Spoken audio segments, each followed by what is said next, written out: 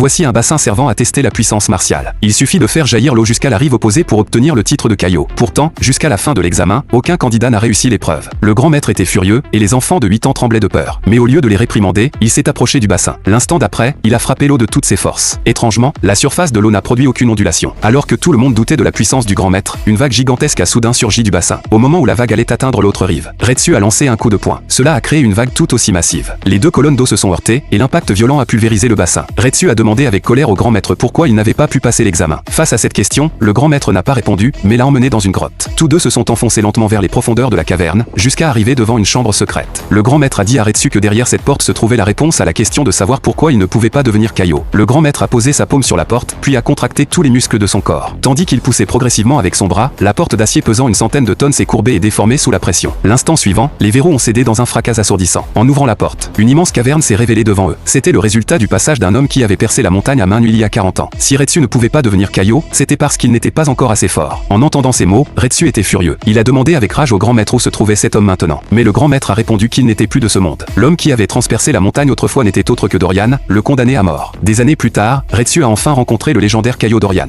Un combat entre deux était inévitable. Dorian a attaqué le premier, mais Retsu était plus rapide. Un seul coup a suffi pour terrasser Dorian.